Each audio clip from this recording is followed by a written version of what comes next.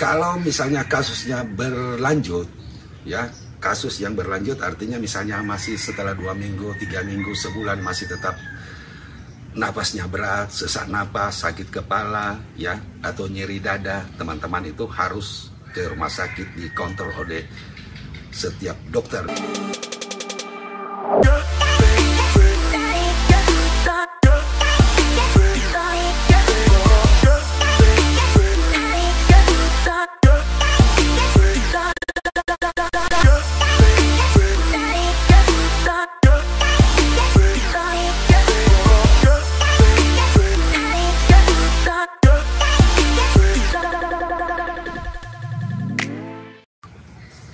Sasara Friends, siang hari ini kembali lagi di Sasara Channel. Saya ingin ngobrol dengan teman-teman, saya ingin sharing dengan teman-teman. Jadi beberapa hari yang lalu teman-teman, saya ada pasien datang ke tempat praktek. Dia tanya ke saya, "Dok, kenapa isolasi mandiri itu 10 hari?" Tahu nggak teman-teman jawabannya? Saya kasih tahu ya, karena berdasarkan penelitian ya, pada hari ke-9 replikasi virus itu berhenti. Jadi virus itu tidak bertambah lagi. Karena itu diambil kebijakan 10 hari isolasi, terutama pada pasien yang tanpa gejala 10 hari. Setelah itu dia bisa melakukan aktivitas di luar rumah. Kalau pada pasien yang ada gejala ditambah 3 hari lagi, jadi 13 hari. Kalau terus pasien tanya ke saya, "Dok, kalau sampai dengan 20 hari masih ada gejala, sampai gejala hilang tambah 3 hari. Jadi gitulah aturannya katanya ya. Aturan itu yang diberlakukan sekarang ini. Jadi jangan sampai teman-teman yang konfirmasi positif walaupun sudah lewat 2 minggu tapi masih batuk, terus pasien bisa seenaknya jalan kemana-mana. Nah, itu yang menjadi sumber penularan. Karena itu pemerintah memberlakukan PPKM ya. PPKM adalah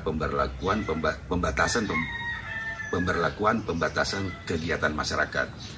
Itu kebijakan yang bagus ya dari pemerintah supaya penularan dari virus ini menjadi kecil atau hilang ya. Jadi diharapkan dengan PPKM yang ketat, diharapkan dengan masyarakat melakukan protokol kesehatan dengan baik, maka penularan virus ini tidak terjadi lagi.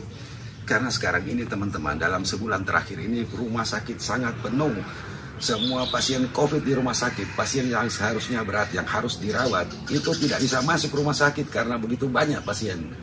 Jadi beberapa hari yang lalu itu pasien, ada satu keluarga yang datang ke saya, yang bapaknya itu seharusnya dirawat karena berat, sudah sesak, dari ronsennya itu sudah ada inflamasi, ada peradangan di kedua lapangan paru yang harusnya dirawat. Tapi karena rumah sakit penuh ya, dengan berat hati akhirnya saya pulangin. Tapi dengan pemantauan ya, dengan kontrol. Kalau terjadi apa-apa lebih sesak lagi ya, apa boleh buat, dia datang ke rumah sakit, paling tidak diobservasi di UGD ya. Itu yang pertama. Yang kedua, saya mau sampaikan kepada teman-teman, jangan menggunakan obat antivirus ya tanpa sepengetahuan dokter atau tanpa konsultasi dokter ya. Terutama pada pasien-pasien yang misalnya tanpa gejala, itu jangan membeli obat virus dulu, ngapain ya. Atau pasien dengan keluhan ringan ya, cuma batuk pilek biasa, minum obat simptomatis saja, minum obat demam, minum obat batuk, nggak usah dulu.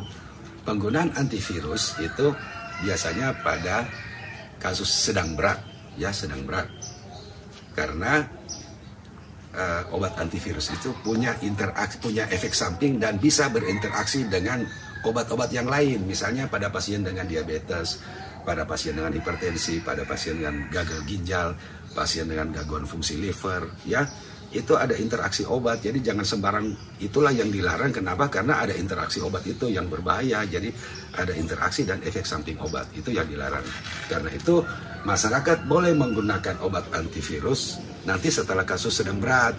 Kalau di rumah pakai simptomatis aja, ya, walaupun PCR-nya positif. Yang pertama. Yang kedua, dengan harapan bahwa masyarakat itu dapat membangkitkan imunitasnya dengan cara yang alamiah, misalnya makan yang cukup, tidur yang cukup, kemudian minum air yang cukup, minum suplemen, makan buah yang banyak, ya. Dengan itu mudah-mudahan kondisi atau imunitas teman-teman itu menjadi baik, jadi tanpa obat antiviral teman-teman bisa sembuh ya. Itu pada keadaan tanpa gejala maupun gejala ringan tidak usah dulu menggunakan obat antiviral.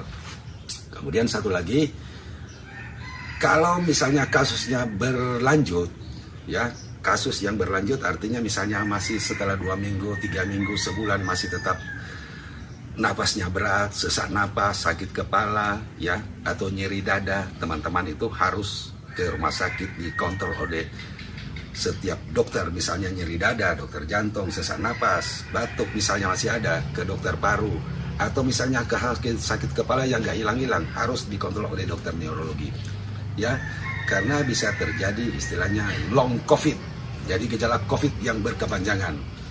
Karena long COVID misalnya kalau pada paru-paru ya, itu ada bisa terjadi pengerasan paru, namanya fibrosis. Jadi komplikasi dari COVID ini pada paru yang buruk ya, kalau terjadi pengerasan. Jadi paru-parunya ya mengalami kerusakan lah istilahnya. Jadi nggak berkembang, orang itu merasa sesak terus. Karena itu teman-teman yang dengan keluhan yang sesak nggak hilang-hilang, rasa kewalahan, rasa capek, harus ke rumah sakit, dikonsultasikan ke dokter paru lah, dokter penyakit dalam lah, dokter neurologi lah, dokter ginjal lah, ya.